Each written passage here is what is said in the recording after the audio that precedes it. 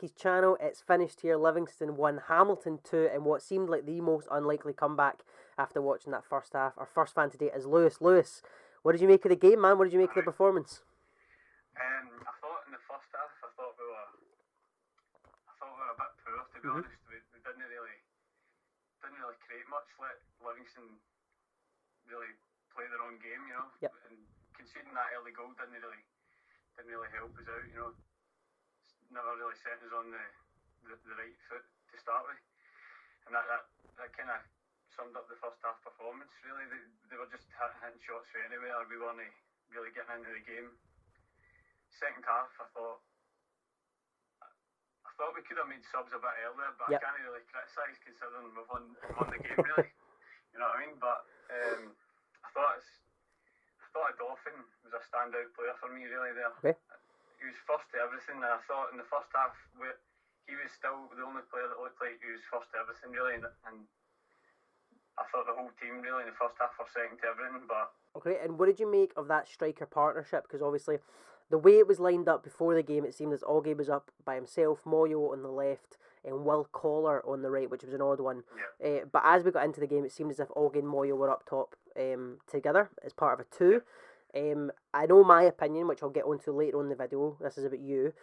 What did you make of that partnership? Do you think it worked? Do you think it didn't? What could have been done better?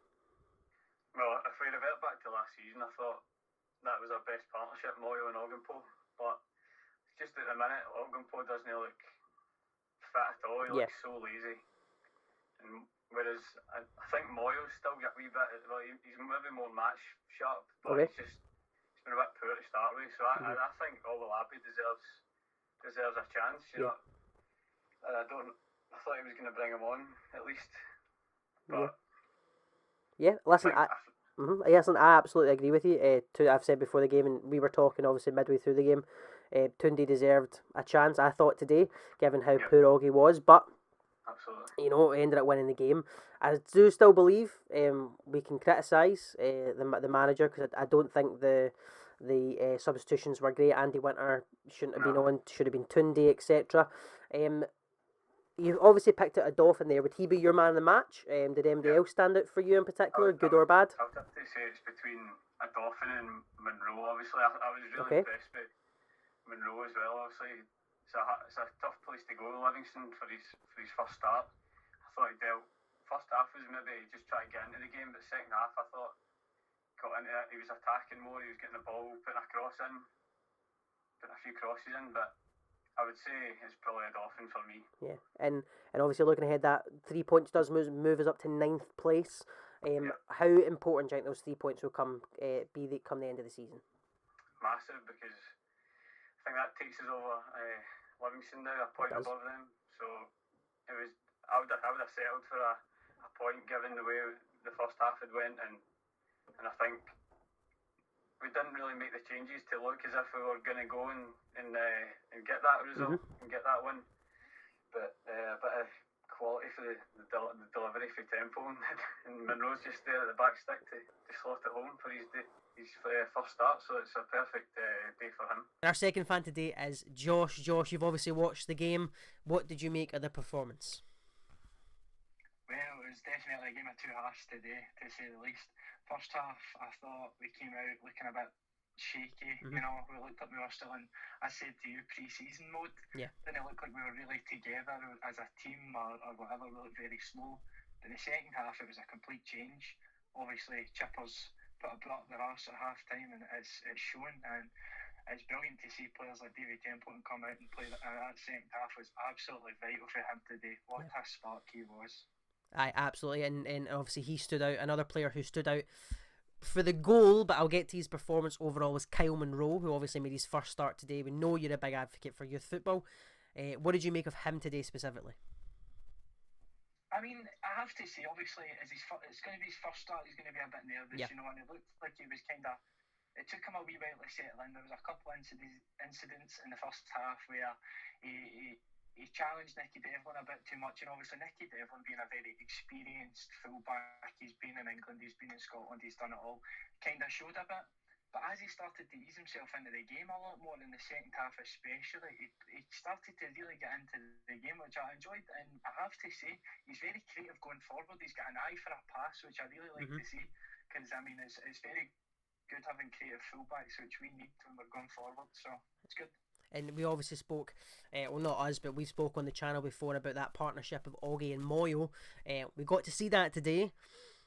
In my opinion, I'll get on to my opinion later on, but I didn't think it was great. What did you make of Augie and Moyo's partnership today?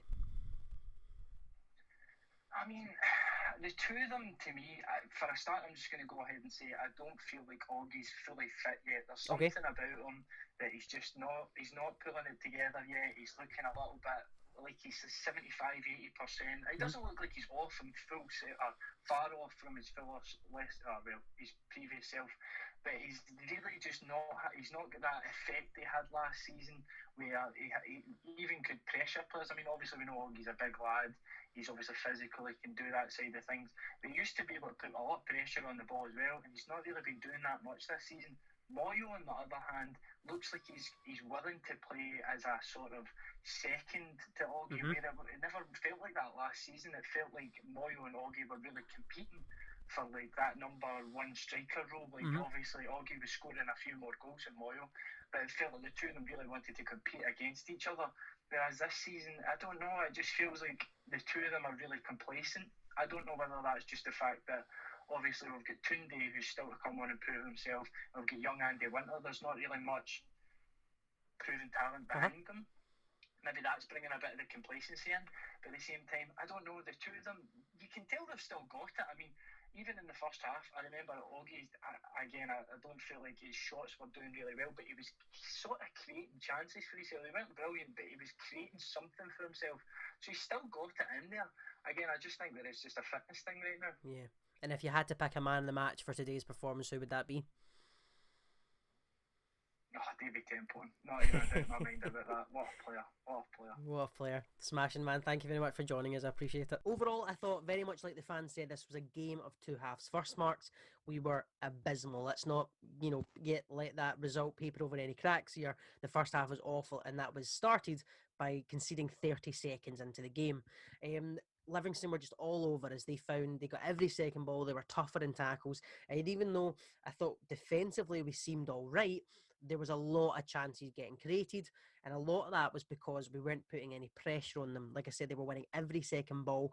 There was a few standouts in that first half. A Dolphin won most in the air, but there were a few standouts for the wrong reasons as well. One, of course, being Marius Ogumpo, who I was shouting and screaming to get taken off at half time. He doesn't look as if he's ready. He looks lazy. He doesn't look as if he can be bothered. But he remained on in that second half until, of course, he was taken off later on in the game, replaced by Andy Winter, who we've said in the podcast before, I still don't think Andy Winter's ready. It should have been Tunde to get his chance. I don't know what Tunde has done to not get some game time. But there must be something going on, which means he's not quite ready. If I was to pick a man of the match, I would, of course, pick David Templeton as well. Same as Josh. I thought he was absolutely outstanding today. Even in that first half, little glimpses, little through balls, little turns in the box, or little turns outside the box, made huge differences in just helping us calm down on the ball, hold it up a little bit as well, and, of course, play through it to get some chances in that first half. In the second half, he really, really kicked on. I don't know whether he was maybe given more freedom in that second half. Maybe the Livingston players stepped off him a little bit, but there was numerous times where just little bits of skill helped us create chances or get the ball clear, and that's what we need David Templeton for. We said at the start of the season, our season could very much be determined by how well David Templeton plays, and he played extremely well that game, so he gets my man of the match. I would also like to take a second to talk about Kyle Monroe, who we have said before on the podcast and our preview for the game, we don't think he's ready, and I still don't think he's ready. Major props to him for, of course, scoring the winning goal, but he still looked young and inexperienced, which of course he is during the first and second half. Nicky Devlin tore him apart, I think, in that first half. As Josh said, a very experienced fullback who is also quite pacey was getting the better of him. I think defensively, he doesn't look the strongest. Going forward, he maybe looks as if a bit more talented. Maybe he's more of a wide midfielder or a winger than he is a fullback. We've seen them convert. Scott McMahon, of course, being one of them. I still don't think he's ready for first team football, but of course he scored the winning goal. So I can't berate him that much for today. We end today with 3 points. We moved up to 9th place. That is the most important thing. We've got a very difficult game next week away to Kilmarnock. Let's hope we can continue that second half performance into there and pick up another important 3 points. Thank you very much for watching. Thank you to the fans who joined me as well. If you want to do this again in the future, drop me a message on social media, either on Facebook, Twitter, whatever. Be sure to follow us over there, all of which are linked in the description, and you can check out our podcasts for the last few weeks on our Spotify and YouTube as well. Thanks a lot for watching. Hope to see you again soon.